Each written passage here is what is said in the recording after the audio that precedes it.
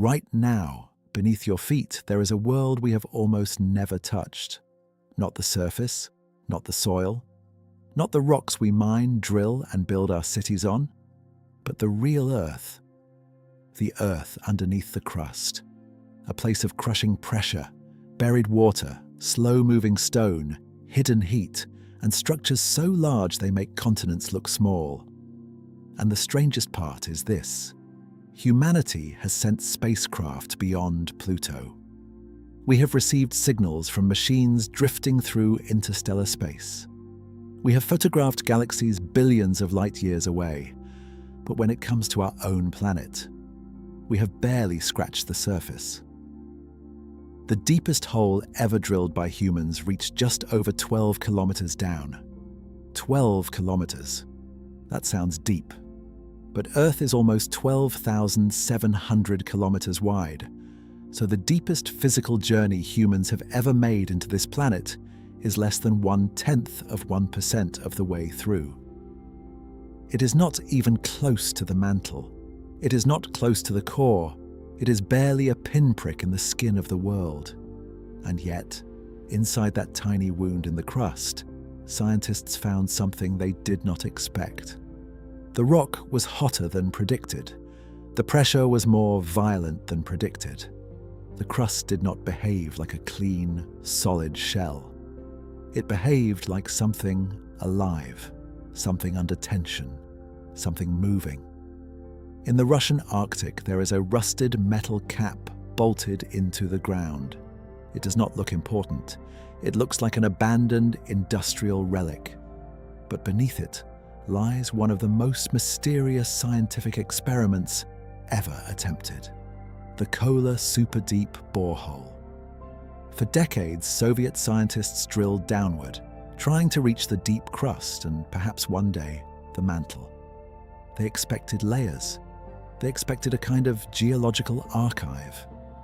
A neat record of Earth's history stacked one rock formation at a time. But the deeper they went, the more the planet pushed back. At around 7.5 miles down, temperatures rose to about 180 degrees Celsius. Hotter than expected.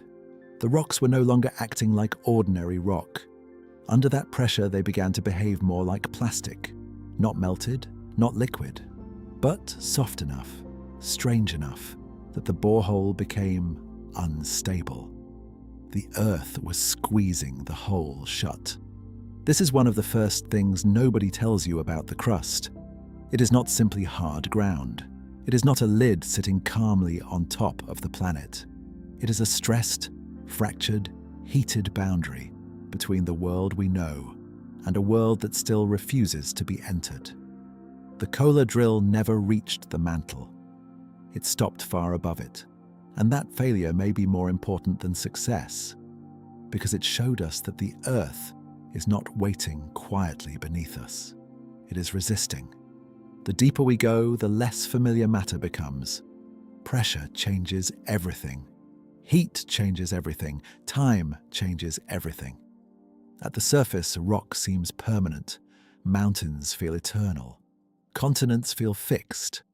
But below the crust, stone begins to obey different rules. It bends, it flows, it stores water, it carries heat, it moves continents. And somewhere beneath all of it, Earth has hidden structures we only discovered because earthquakes taught us how to listen. For most of history, the deep Earth was imagination. Ancient cultures pictured underworlds, caverns, fire, gods, monsters. Then science replaced myths with layers: crust, mantle, outer core, inner core. It was clean, simple, almost comforting. But that picture is only the beginning, because the real Earth is not a diagram. It is uneven, it is asymmetric, it has scars. And some of those scars may go back to the birth of the moon.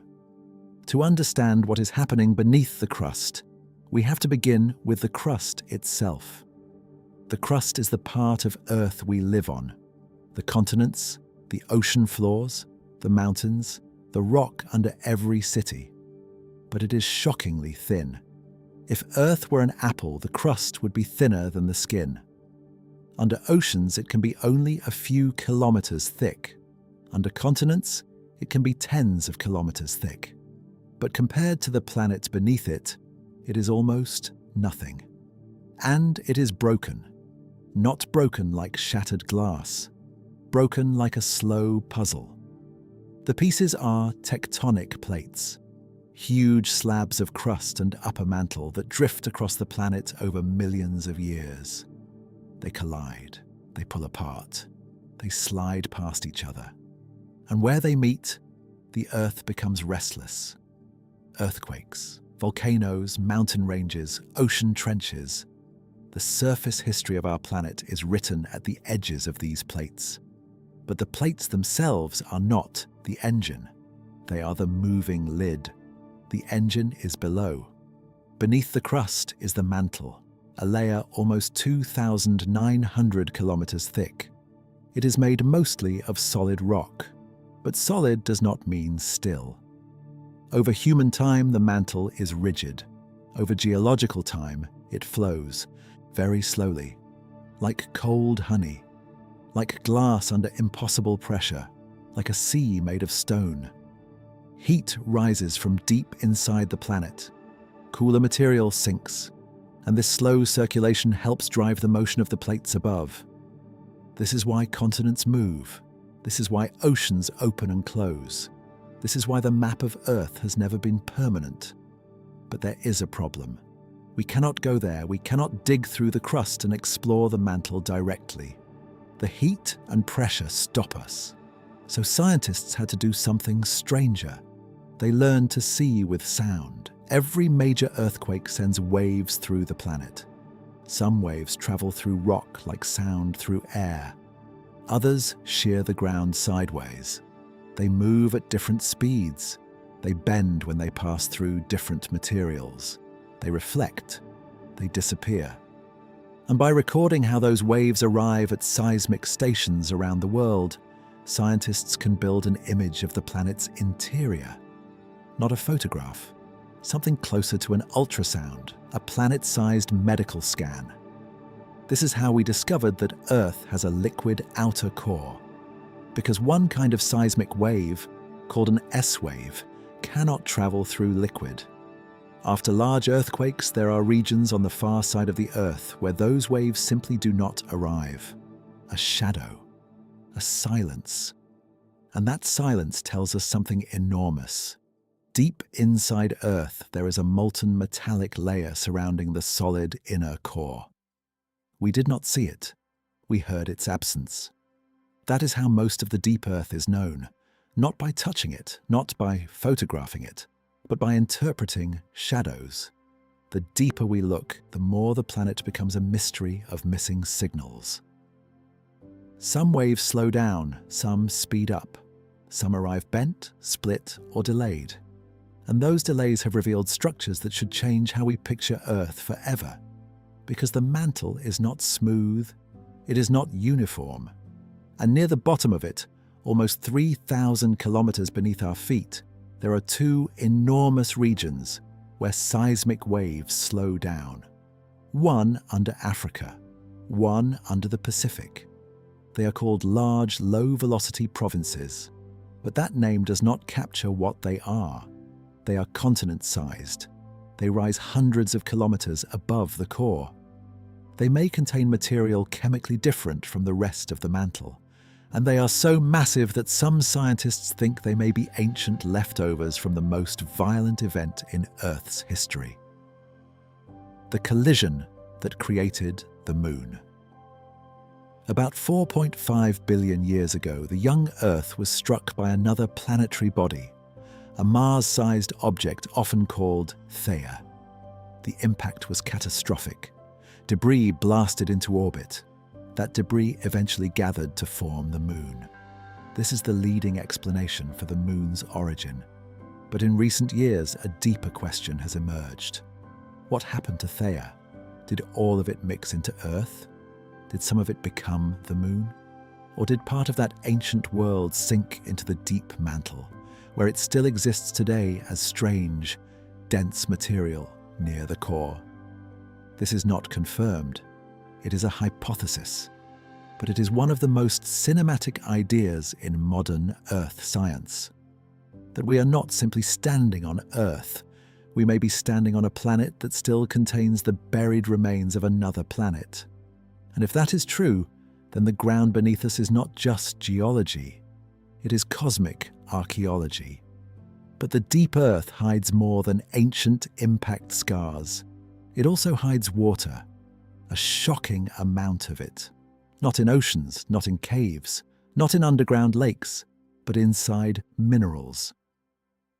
Hundreds of kilometers beneath the surface, in a region called the mantle transition zone, pressure transforms minerals into forms that cannot exist at the surface. One of them is ringwoodite, a blue mineral that can trap water inside its crystal structure, not as liquid water, not as droplets, but as hydroxyl groups locked into the mineral itself. A kind of invisible water. In 2014, scientists reported ringwoodite trapped inside a diamond from deep within the Earth. That tiny mineral inclusion suggested that parts of the mantle transition zone are wet. Again, not wet like an ocean we can swim through. Wet in a stranger way. Water hidden inside stone. And this matters because water changes rock. It lowers melting points. It affects how minerals deform. It helps drive volcanism. It may even help regulate plate tectonics. The water on the surface of Earth may be connected to water far below it through a deep cycle lasting millions of years. Water sinks into the mantle at subduction zones, where oceanic plates dive beneath continents. Some of it returns through volcanoes. Some of it may travel deeper. The planet breathes water through stone. This changes the way we see oceans. The seas are not just surface features. They may be part of a whole Earth system.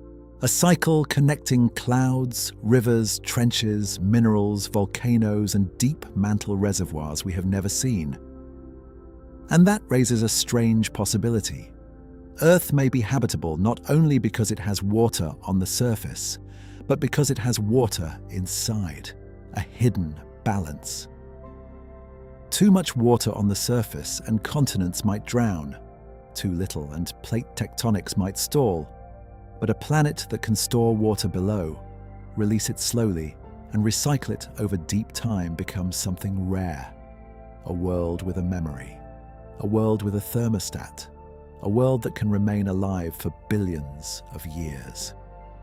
But water is only one part of the hidden machine. The deeper we go, the more alien the landscape becomes. Because below the mantle transition zone, below the flowing rock, below the slabs of ancient seafloor sinking into darkness, the planet has another boundary. The core mantle boundary. It is one of the most extreme places on Earth. A place no human will ever visit. A place where solid rock meets liquid metal. A place where temperatures approach those at the surface of the sun. And there, at the bottom of the mantle, Earth may have mountains. Not surface mountains. Not mountains made by erosion, rain, snow, or uplift. Deep mountains. Structures sitting on the edge of the core. Some are called ultra-low velocity zones because seismic waves slow dramatically when passing through them. They may be dense patches of partially melted rock. They may be chemically unusual material. They may be remnants of ancient oceanic crust that sank all the way down. Scientists are still debating what they are. But what matters is this. The core mantle boundary is not smooth. It is not a clean line. It is a hidden landscape. A place with ridges, patches, piles, and boundaries. An underworld geography made not of air and sunlight, but of heat, pressure, metal, and stone. And this hidden geography may control what happens on the surface, because heat does not leave Earth evenly. It leaks upward through pathways. It gathers beneath certain regions. It rises in plumes. And some of the largest volcanic events in Earth's history may have begun near these deep structures. A plume starts deep. It rises slowly. It carries heat from near the core toward the surface, and after millions of years, it may produce a volcanic hotspot. Hawaii, Iceland, massive flood basalts, places where Earth seems to burn through its own skin. So when you look at a volcano, you are not only seeing a mountain, you may be seeing the surface expression of something that began thousands of kilometers below. A message from the edge of the core. And this is where part 1 leaves us. We began with a rusted metal cap in the Arctic, a hole that tried to enter Earth and failed. But that failure led us into a stranger truth. We cannot dig very far, so we listen. And by listening, we have discovered that beneath the crust is not a simple stack of layers. It is a moving world, a hidden ocean locked in crystal, a mantle filled with ancient scars, a deep boundary with mountains no sunlight will ever touch. And beneath all of that, there is a metal heart, a core that spins, shifts, generates Earth's magnetic field, and may be changing in ways we are only beginning to understand. Because the most important thing happening beneath the crust may not be in the mantle at all. It may be deeper, in the planet, inside the planet. The surface of Earth feels quiet because we live at the edge of the noise.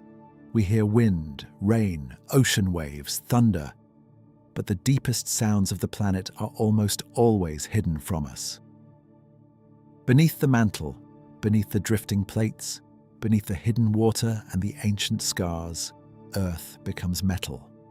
First liquid, then solid, a core within a core. And without it, the world above us might not survive. The outer core is a vast ocean of molten iron and nickel.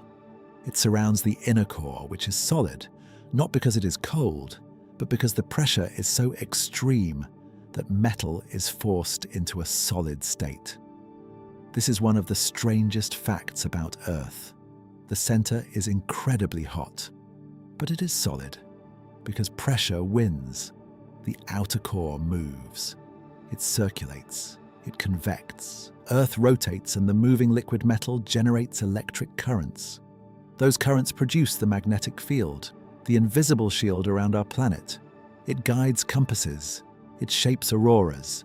It helps protect the atmosphere from the solar wind. And it reaches far out into space, forming a magnetic bubble around Earth.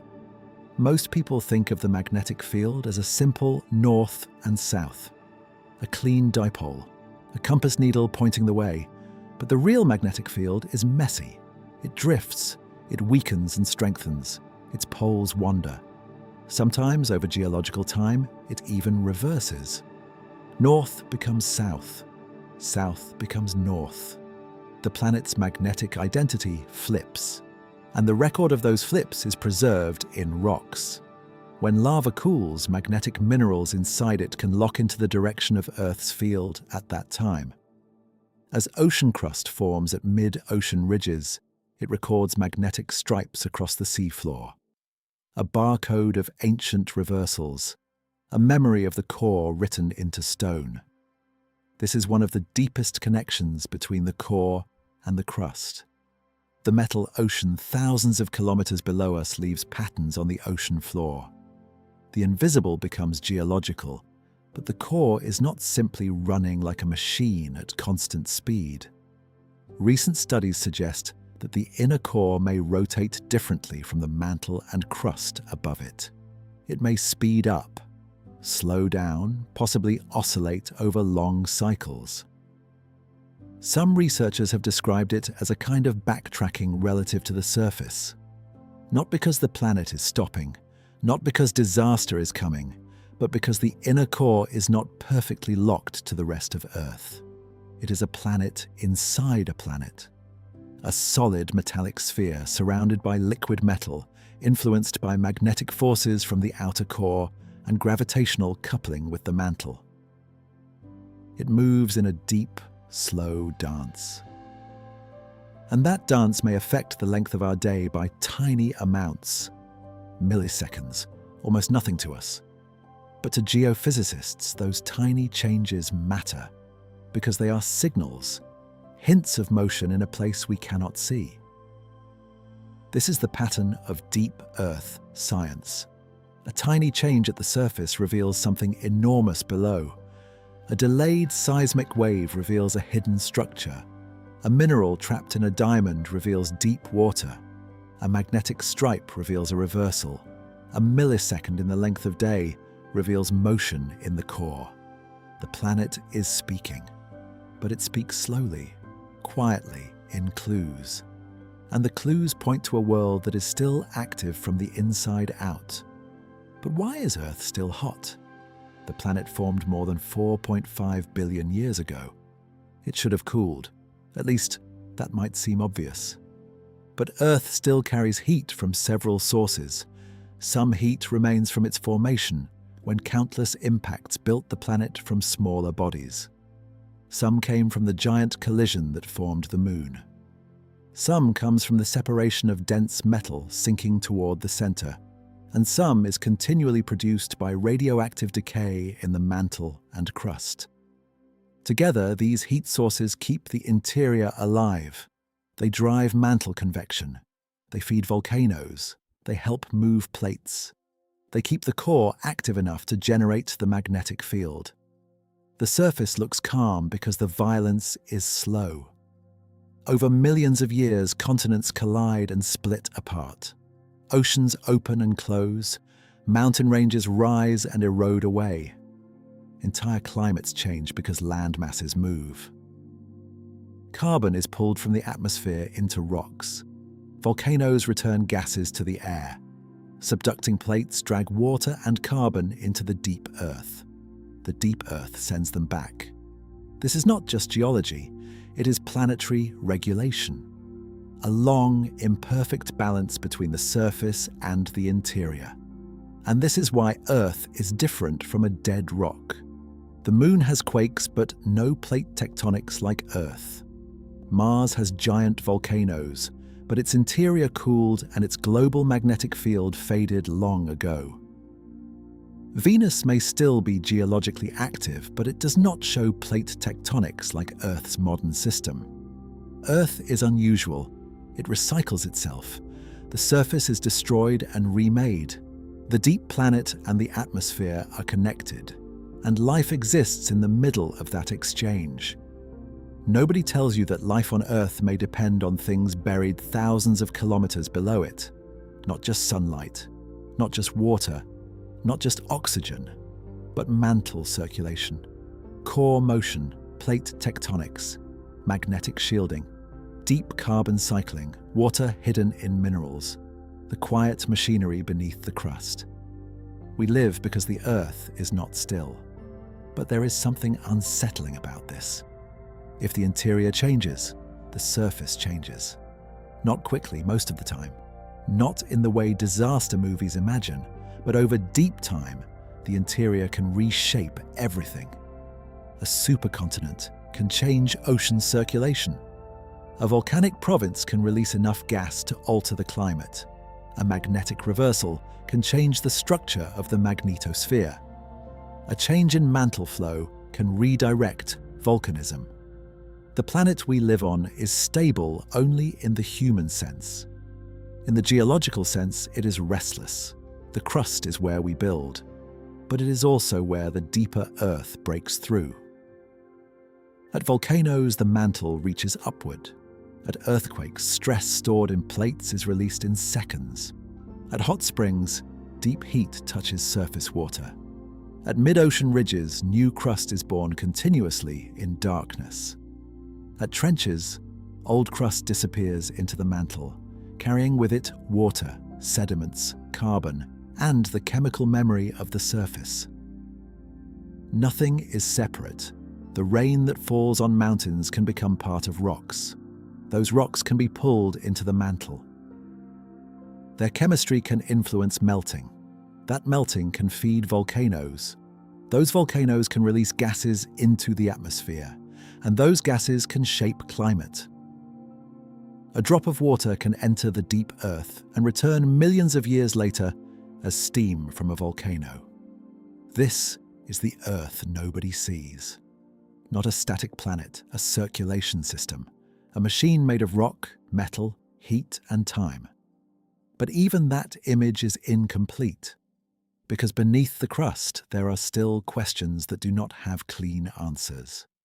What exactly are the giant structures under Africa and the Pacific? Are they piles of dense mantle material? Are they chemically distinct reservoirs? Are they remnants of Theia? Do they control where plumes rise? How stable have they been across Earth's history? What are ultra-low velocity zones made of? Melt? Iron-rich material? Ancient crust? Something else? How much water is really stored in the transition zone? Is it globally widespread or concentrated in certain regions? How does the inner core move? Is it slowing, oscillating, changing direction relative to the mantle? And how does that motion connect to the magnetic field above it? These are not small mysteries, they are fundamental. They are questions about the engine of the only living world we know. From space, Earth looks simple. Blue oceans, white clouds, brown continents, a thin atmosphere glowing at the edge. But that image hides almost everything. It hides the plates sliding beneath the seas. It hides slabs of ancient ocean crust sinking into darkness. It hides water locked inside blue minerals. It hides continent-sized structures near the core. It hides a metallic ocean generating an invisible shield. It hides the fact that every calm landscape is temporary. Even the ground under your feet is part of a story that began before life, before oceans, before the moon settled into the sky. The crust is not the planet. It is only the surface of the mystery. And maybe that is the most important realization. We often imagine the unknown as something far away, beyond Neptune, beyond the stars, beyond the observable universe.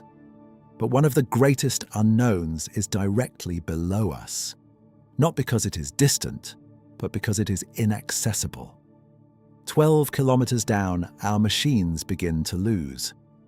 A few hundred kilometers down, water becomes part of crystal. Thousands of kilometers down, rock flows in darkness. At the bottom of the mantle, seismic waves reveal strange, buried continents of material. And at the center, a metal heart moves according to rules we still do not fully understand. Earth is familiar only from the outside. Inside, it is alien. Every step you take is above a hidden world. A world that recycles oceans, moves continents, builds mountains, opens seafloors, feeds volcanoes, writes magnetic memories into stone, and protects the atmosphere from space. Nobody tells you what is really happening beneath Earth's crust, because the truth is difficult to picture. It happens too slowly, too deeply, too quietly, but it is happening now. While cities sleep, while oceans move, while clouds cross the continents, while the moon pulls gently on the seas. Below everything, Earth is still changing, still cooling, still circulating, still remembering its violent birth, still carrying the possible remains of another world, still hiding water in stone, still turning metal into magnetism, still proving that the ground beneath us is not the end of the story. It is only the beginning. And the next time you look down at the ground, remember this: you are not standing on something still. You are standing on the thin outer skin of a planet that is alive with motion. A planet we have barely entered. A planet whose deepest secrets are not above us in the night sky, but beneath us in the dark. But the deeper question is this: if Earth is still moving beneath us, if the crust is only a thin skin, if the mantle is flowing slowly, if the core is shifting quietly, then what does that mean for the future of the planet? Not tomorrow, not next year, not in the way disaster movies imagine, but over the long, silent timescale of Earth itself. Because everything beneath the crust is part of a system, And systems do not stay frozen forever.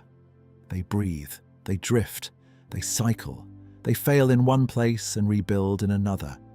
And when we look at Earth from the surface, we only see the latest version. We see the continents as they are now.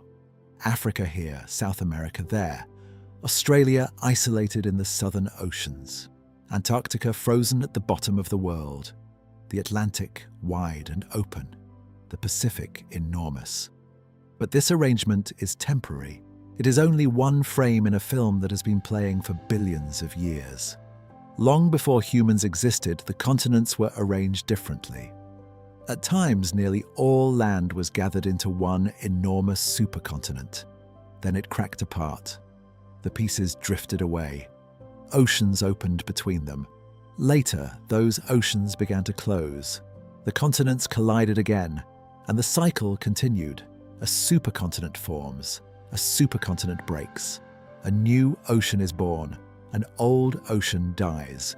This is the rhythm of the crust, and beneath that rhythm is the mantle, the deep engine, the force that does not care about borders, cities, languages, or maps. It moves land masses the way wind moves clouds, except its wind is heat, and its clouds are continents. The continents feel permanent only because we are temporary. A mountain range may outlive every civilization. An ocean may outlive every species alive today. But to Earth, even mountains and oceans are brief. The Himalayas are still rising because India is still pressing into Asia. The Atlantic is still widening because new crust is forming along the mid-Atlantic ridge. The Pacific is shrinking in places because its edges are being pulled into the mantle. These changes are not memories. They are happening now. Quietly, slowly, beneath every sunrise, beneath every ordinary day, the Earth is rearranging itself. And the story beneath the crust is not only about what exists down there, it is about what that hidden world is doing to everything above it. Take the ocean floor. It feels ancient when we imagine it. Dark, cold, vast, covered in sediment and pressure. But most of the ocean floor is surprisingly young compared with the continents. It is constantly being created and destroyed. At mid-ocean ridges, molten material rises from below, cools, and becomes new crust. This new crust moves outward, carrying the sea floor with it. Far away, at subduction zones, older oceanic crust bends downward and disappears back into the mantle. The ocean floor is born, it travels, it ages, it sinks, and then it is gone. The continents, by contrast, are more buoyant. They survive longer. They carry rocks that are billions of years old. They are like rafts floating on the deeper system. But even they are not safe from time. They collide, they stretch, they split. Their edges are torn apart. Their interiors are lifted and eroded. Their roots extend downward into the mantle like the keels of enormous ships. And below those roots, the mantle flows around them. This means every continent has a hidden underside, a deep structure, a root system made of ancient rock. Some of these roots are called cratons. They are the oldest, strongest pieces of continental crust. They preserve Earth's earliest history. They have survived collisions, breakups, ice ages, and mass extinctions.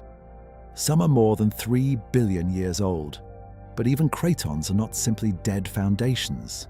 They interact with the mantle. They affect heat flow. They influence where diamonds form and where minerals are carried upward. They shape the deep architecture of continents. The ground under an ancient craton is not just land. It is a survivor, a piece of early Earth still floating in the modern world. And sometimes the deep mantle sends pieces of that world upward. Diamonds are one of the most mysterious examples. At the surface, diamonds are symbols of wealth and beauty. But geologically, they are messengers. They form under extreme pressures deep inside the Earth. often more than 150 kilometers below the surface, and some come from much deeper. They are brought upward by rare, violent volcanic eruptions that move fast enough to carry them before they transform. Inside diamonds, scientists sometimes find tiny mineral inclusions, small trapped fragments from the deep earth. These inclusions are priceless in a scientific sense. They are samples from places we cannot visit. Some inclusions reveal water-bearing minerals. Some reveal deep mantle chemistry. Some hint at recycled oceanic crust. A diamond may look clear, small, and still, but inside it can be a time capsule from hundreds of kilometers below. A tiny window into the hidden Earth. That is the strange thing about deep geology. The clues are often small. A mineral grain, a wave delay, a gas bubble, a magnetic stripe, a chemical ratio, a tiny inclusion trapped inside a crystal. And from those clues, scientists reconstruct worlds. Not surface worlds, interior worlds. Places with no light, no sky, no open space, and no life as we know it. Yet those places shape everything living above them. The deeper we look, the more Earth becomes a chain of hidden dependencies. The crust depends on the mantle. The mantle depends on heat escaping from the core. The magnetic field depends on the motion of liquid metal. The atmosphere depends partly on volcanic gases and magnetic protection. The climate depends partly on plate tectonics and the carbon cycle. And life depends on the stability created by all of it. Nothing is isolated. A forest is connected to rain. Rain is connected to mountains. Mountains are connected to plate collisions. Plate collisions are connected to mantle convection. Mantle convection is connected to heat from the interior. The surface is the visible expression of the invisible. And that is why Earth is so difficult to understand. It hides its causes. A volcano erupts at the surface, but its origin may begin deep in the mantle. An earthquake breaks a fault in seconds, but the stress may have built for centuries. A mountain range rises slowly, but its roots reach deep into the crust. A stable climate may depend on carbon being buried, subducted, melted, and released over millions of years. We live in the final layer of a process we almost never see. And perhaps the most important process is the carbon cycle. Carbon is the element of life. It is in our bodies. It is in the air. It is in oceans, rocks, shells, forests, soils, and fossil fuels. But carbon is also part of the deep earth. When carbon dioxide dissolves in rainwater, it helps weather rocks. Weathering pulls carbon from the atmosphere and eventually carries it to the oceans. Marine organisms use carbon to build shells and skeletons. When they die, some of that carbon becomes sediment. Over time, sediment can become rock. And at subduction zones, some of that carbon-rich rock is pulled into the mantle. Later, volcanoes can release carbon dioxide back into the atmosphere. This is not the fast carbon cycle of seasons, forests, and breathing. This is the slow carbon cycle. A planetary thermostat. Over millions of years, it helps regulate the amount of carbon dioxide in the atmosphere. When Earth warms, chemical weathering can speed up, pulling more carbon dioxide from the air. When Earth cools, weathering slows, allowing volcanic carbon dioxide to build again. It is not perfect. It does not prevent climate disasters. It does not operate on human timescales. But over deep time, it has helped keep Earth within a range where liquid water can persist. And liquid water is everything. Without it, there is no ocean, no rain, no rivers, no cells, no forests, no us.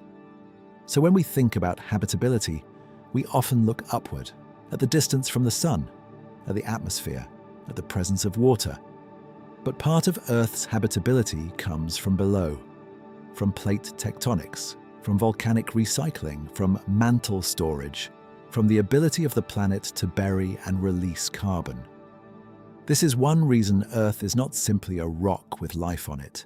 It is a planet whose geology and biology have influenced each other for billions of years. Life changed the atmosphere. The atmosphere changed weathering. Weathering changed the oceans changed sediments. Sediments entered the deep earth, and the deep earth returned material to the surface. Earth is not a stage where life happened. Earth and life became entangled, and beneath the crust, that entanglement continues. There is another hidden connection few people think about: the oxygen we breathe. Today, Earth's atmosphere contains enough oxygen to support complex animals, fire, and human life. But early Earth had very little free oxygen. The atmosphere changed because of life, especially photosynthetic microorganisms that released oxygen as a waste product. Over immense time, oxygen accumulated. It transformed the planet. It allowed complex life to evolve. But oxygen also changed rocks. It reacted with iron. It altered ocean chemistry. It affected the surface in ways that eventually became part of the geological record. So the atmosphere changed the crust. And the crust, through weathering and volcanic gases, changed the atmosphere. This constant exchange is one of the reasons Earth's history is so hard to separate into simple categories. There is no purely biological story, no purely geological story, no purely atmospheric story. They are all one story. And beneath the crust is one of the deepest chapters. But the hidden Earth is not always gentle. The same system that makes Earth habitable can also produce catastrophe.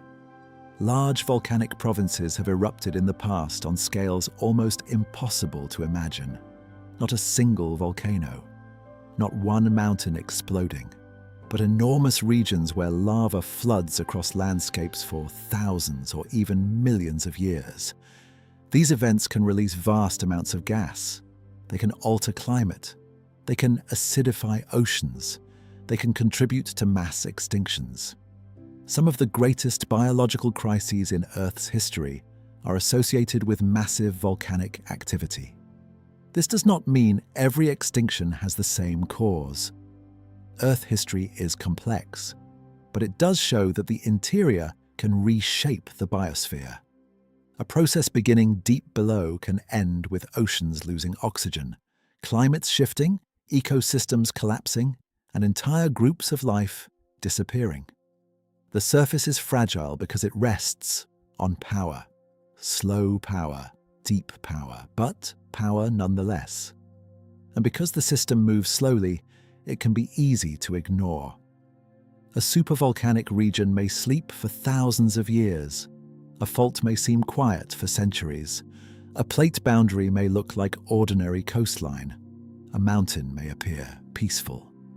But stillness at the surface does not mean stillness below. It only means the clock is long. That is one of the unsettling truths of geology. Human beings are good at noticing speed, a storm, a fire, a flood, an impact. But Earth often works through slowness. Pressure building grain by grain, heat rising centimeter by centimeter, plates moving millimeter by millimeter, minerals changing crystal structure under pressure, radioactive elements decaying atom by atom. The deep Earth does not hurry. It does not need to. It has time, and time is the force that makes the impossible ordinary. Given enough time, solid rock flows, oceans vanish, continents collide, mountains rise and disappear. The magnetic field reverses, the climate shifts, species come and go. The planet reinvents itself. This is why the crust is not a foundation in the way we imagine. It is a moving surface on an ancient machine, and that machine has not finished its work. Somewhere beneath the Pacific, old seafloor is sinking into the mantle. Somewhere beneath the Atlantic, new crust is forming. Somewhere beneath the Andes, water released from a subducting slab is helping generate magma. Somewhere under Africa, deep mantle structures may be influencing volcanic regions at the surface. Somewhere near the core, heat is moving through a boundary we can only map with seismic shadows. Somewhere inside the outer core, liquid metal is flowing, generating the magnetic shield around us. And all of it is happening now. Not in a dramatic, visible way, but in the background of every moment, while traffic moves, while people sleep, while waves reach beaches, while clouds pass over continents. Beneath all of it, Earth is active. And yet, for all we have learned, there are still things we do not understand. Why does Earth have plate tectonics when other rocky planets do not show the same modern system? Was plate tectonics always active, or did it begin later in Earth's history? How did water influence its start? How much water is stored in the mantle today? How much has been lost to space? How much remains hidden in minerals? What exactly controls the movement of tectonic plates? Is it mostly slab pull, ridge push, mantle drag, or a combination that changes over time? How stable are the deep mantle structures? Have they existed for billions of years? Do they anchor plumes? Do they preserve ancient material? Are they connected to the formation and breakup of supercontinents? And the core brings even deeper questions. How exactly does the geodynamo sustain itself? How has the magnetic field changed through Earth's history? Why do reversals happen? Why are they irregular? What determines the strength of the field? How does the inner core grow? When did it begin to solidify, and how does its slow growth affect the magnetic shield? These questions are not just academic. They are questions about why Earth is Earth, why this planet stayed alive while others became quiet, dry, or hostile. Mars once had flowing water on its surface. It had rivers, lakes, perhaps even an ocean. It had volcanoes larger than any on Earth. But Mars is smaller, it cooled faster. Its global magnetic field disappeared long ago. Its atmosphere thinned. Its surface became cold and dry. Venus is nearly Earth's twin in size, but its surface is a furnace under crushing atmosphere. Its geological system evolved differently. It does not have oceans like Earth. It does not have plate tectonics like Earth's modern system. It became another kind of world. Earth sits between these examples. Not inevitable, not ordinary. A rare balance of size, water, heat, chemistry, magnetism, and time. And much of that balance lies beneath the crust. This is the part that makes the hidden Earth feel almost alive. Not alive biologically, but alive as a planet. It has circulation, it has exchange, it has memory, it has a protective field, it has cycles that operate across deep time. It consumes old crust and creates new crust. It stores water and releases it. It buries carbon and exhales it. It cools slowly while still generating motion. A dead planet simply preserves.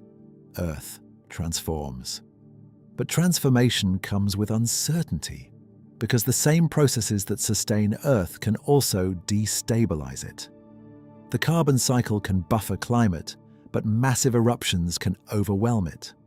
Plate tectonics can recycle materials, but collisions can alter ocean currents and climate.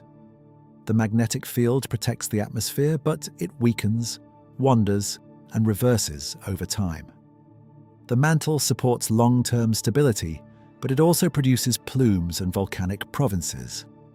Earth is not safe because it is still. Earth is habitable because its instability is balanced, and balance is not the same as peace. A living planet, in the geological sense, is a restless planet. This is why the surface can be so beautiful and so dangerous at the same time. Volcanic soil can be fertile, but volcanoes can bury cities. Fault zones can create valleys and mountains, but earthquakes can destroy in seconds. Subduction zones recycle water and carbon, but they also create the most powerful earthquakes and tsunamis. The same deep machinery that gives Earth renewal also gives it disaster. There is no clean separation. The beauty is part of the danger. The danger is part of the system. And the system begins beneath the crust. If you could remove the oceans and look at Earth's solid surface, the planet would seem even stranger. You would see the mid-ocean ridges wrapping around the globe like seams. You would see trenches plunging into darkness. You would see fracture zones cutting across the seafloor. You would see volcanic chains marking plate motion. You would see continental shelves, abyssal plains, seamounts, and scars of impacts and eruptions. The seafloor is not smooth. It is a record of motion, a map of birth and destruction. And beneath that map, the mantle continues. One of the most haunting places on Earth is the deep ocean trench. At the surface, it may be marked only by open water. No obvious sign, no cliff, no visible wound. But below, the seafloor bends downward into the mantle. At places like the Mariana Trench, the ocean reaches depths greater than Mount Everest is high. But even the deepest trench is still only the beginning. The plate descending there may continue far beneath the ocean floor, down into the mantle. Out of sight, out of reach. A trench is not just a depression, it is a doorway. A place where the surface enters the deep earth. And because water is carried down with the slab, subduction zones connect oceans to volcanoes. That connection may sound impossible at first. How can seawater help create magma? But water released from minerals in the descending plate lowers the melting point of the mantle above it. That melting helps generate magma. The magma rises. Volcanoes form. So a volcano on land can be connected to water that once entered the seafloor far away. The system is hidden, but coherent. Earth moves material through itself like a body moving blood. Slowly, imperfectly, but constantly. Even the air can be connected to the mantle. Volcanic eruptions release gases from Earth's interior. Water vapor, carbon dioxide, sulfur compounds, other volatiles. Over short timescales, these gases can affect weather and climate. Over long timescales, they help shape the atmosphere itself. At the same time, weathering removes gases from the atmosphere and locks them into rocks. Then tectonics may pull those rocks downward again. The atmosphere and mantle are separated by the crust, but they are not disconnected. The crust is more like a membrane than a wall. Material crosses it. Energy crosses it. Information crosses it. And sometimes, destruction crosses it. This is why studying the deep Earth is not just about understanding what is below, it is about understanding the surface we depend on. The stability of coastlines, the location of earthquakes, the formation of mineral deposits, the source of volcanic hazards, the long-term evolution of climate, the origin of the magnetic field. The reason Earth is not Mars, the reason Earth is not Venus, the reason this planet remained a home. But as powerful as modern science is, it still faces a strange limitation. We are trying to understand the inside of a planet from the outside. Imagine trying to understand a living animal by listening to vibrations through its skin. Imagine trying to map a building when you can never enter it, only tap the walls and record the echoes. That is deep Earth science. Brilliant, ingenious, but incomplete. Every seismic model is an interpretation. Every lab experiment is a recreation of impossible conditions at tiny scales. Every diamond inclusion is a rare sample from an unknown journey. Every volcanic rock carries a message, but that message has been altered by melting, mixing, and ascent. The deep Earth does not give up its secrets directly. It sends fragments, signals, traces, and scientists build the story from those pieces. This is part of what makes the subject so mysterious. It is not mystery because we know nothing. It is mystery because we know enough to realize how much remains hidden. A simple unknown is easy. A deep unknown is different. A deep unknown is when every answer reveals another layer beneath it. We discover that the crust moves. Then we ask what drives it. We discover mantle convection. Then we ask how it is organized. We discover slabs and plumes. Then we ask how deep they go. We discover hidden water. Then we ask how much there is. We discover deep mantle structures. Then we ask whether they are ancient reservoirs, chemical piles, or remnants of another planet. We discover the outer core creates the magnetic field. Then we ask how the geodynamo began, why it changes, and how long it will last. The story keeps opening downward. There is always another layer. And perhaps that is why the deep Earth feels more unsettling than outer space in some ways. Outer space is distant, it is expected to be strange, but the deep Earth is directly beneath us. It is intimate. It is under our homes, roads, oceans, forests, and graves. It is the darkness below the familiar. The unknown is not beyond the horizon. It is under the floor. And every so often, it reminds us. An earthquake, a volcanic eruption, a geyser, a hot spring, a magnetic storm lighting the polar sky.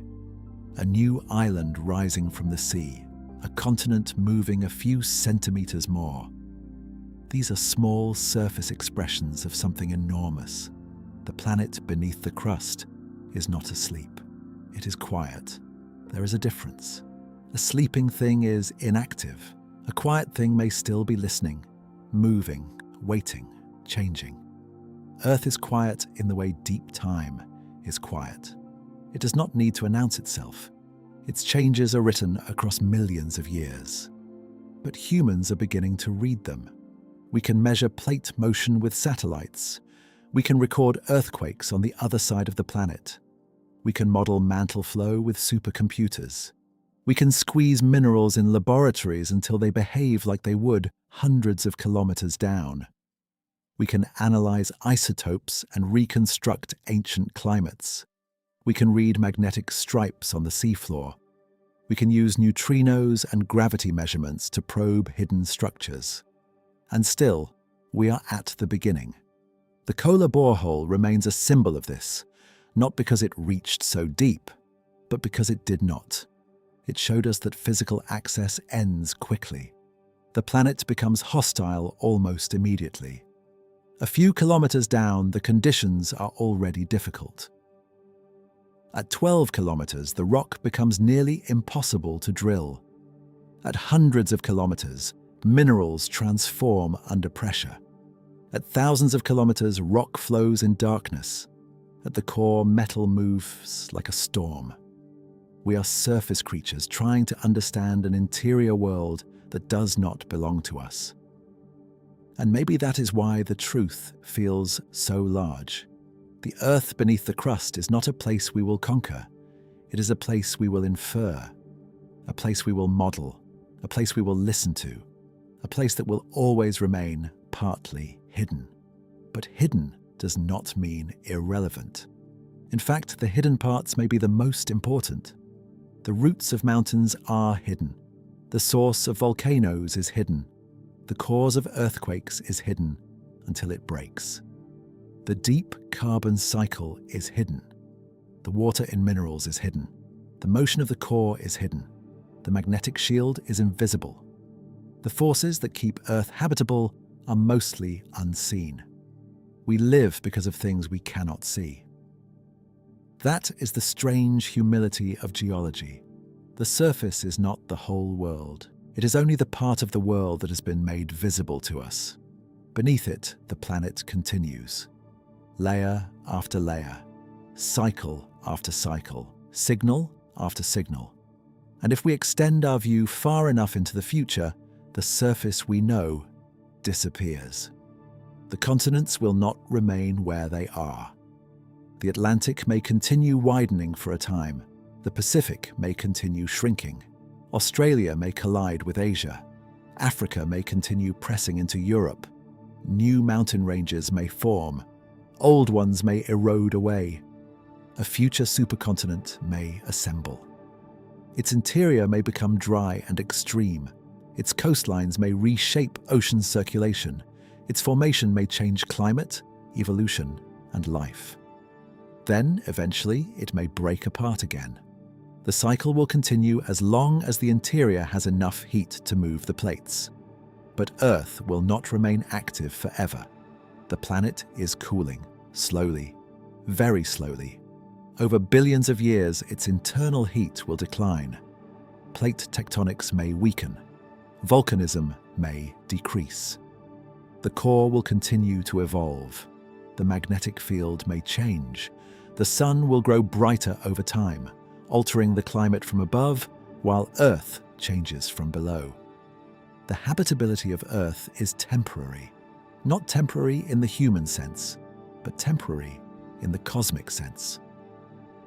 The Earth had a beginning, it has changed constantly, and it will have futures that no human civilization will ever see.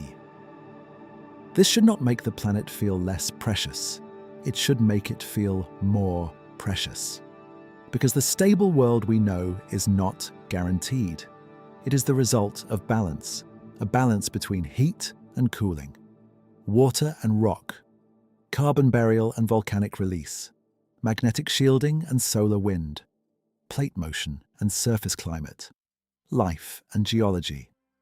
The crust is the place where that balance becomes visible. And beneath the crust is where much of that balance is made. When you stand on the ground, it feels simple, solid, certain. But below you are layers of history and motion.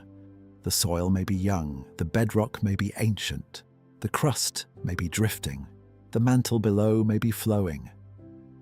A slab may be sinking somewhere far away. A plume may be rising beneath an ocean. The core may be shifting by tiny amounts.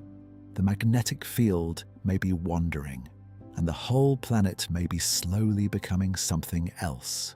Not quickly, not dramatically, but continuously. That is the final mystery. Earth is familiar because we live here, but familiarity is not understanding. We know the names of continents, oceans, mountains, and countries. We know roads, borders, cities, and coastlines. But those are human maps. The planet has another map, a deeper map. A map of plates, roots, slabs, plumes, mantle reservoirs, hidden water, metallic flow, and magnetic fields. A map that ignores our borders completely. A map written in heat and pressure. And that map is still being drawn. Every earthquake adds a line. Every eruption adds a clue. Every deep diamond adds a message. Every seismic wave passes through the planet and returns with a secret. The Earth is not silent. We are only just learning how to hear it. And maybe one day the picture will become clearer. Maybe we will understand the deep mantle structures. Maybe we will know how much water is truly hidden below. Maybe we will know when plate tectonics began. Maybe we will understand the exact rhythm of the inner core. Maybe we will map the core mantle boundary in enough detail to see its hidden landscape clearly. But even then, Earth will remain larger than our understanding, because it is not a dead object. It is a changing world, a world that records its own history by destroying and remaking itself. A world where the oldest evidence is often buried, melted, folded, or erased. A world whose deepest memories are hidden in places we cannot go. And perhaps that is why the story beneath the crust never really ends. It only descends, from soil to bedrock, from crust to mantle, from mantle to transition zone, from transition zone to lower mantle, from lower mantle to the strange continent-sized structures near the core, from stone to metal, from metal to magnetism, from magnetism to atmosphere, from atmosphere to life, and from life back into stone. A circle so vast it becomes almost impossible to see. We are part of that circle. Every breath depends on a planet that has kept its atmosphere. Every ocean wave depends on a world that kept its water. Every forest depends on climate stability shaped partly by rocks. Every civilization depends on ground that is stable only for a moment in deep time. We build on the crust, but we live because of the planet beneath it. So the next time the ground feels ordinary, remember what it really is. A thin outer layer above a moving interior, a surface floating over heat, a fragile skin above a hidden ocean of stone. Below the streets, below the roots of trees, below the mines and tunnels and ancient bones, the earth continues downward into darkness, and in that darkness, stone flows. Water hides in crystal. Old oceans sink, deep structures wait, metal moves. A magnetic field rises, and the planet keeps changing, slowly enough that we forget, powerfully enough that it has shaped everything. Nobody tells you what is really happening beneath Earth's crust, because the truth is not one thing. It is not just magma, not just earthquakes, not just the core, not just plates. It is an entire hidden world, a world that supports the visible one, a world that built the mountains, fed the volcanoes, opened the oceans, protected the atmosphere, and made the surface possible. And we have only touched the very top. Everything else we have heard in echoes, seen in shadows, found in crystals, measured in waves, and imagined through the language of science. The deepest part of Earth is not a place of fire alone. It is a place of memory, a memory of impacts, a memory of oceans, a memory of vanished crust, a memory of ancient magnetic fields, a memory of the planet becoming itself. And above that memory, we live, briefly, brightly on the crust, on the surface of a mystery that is still unfolding beneath us.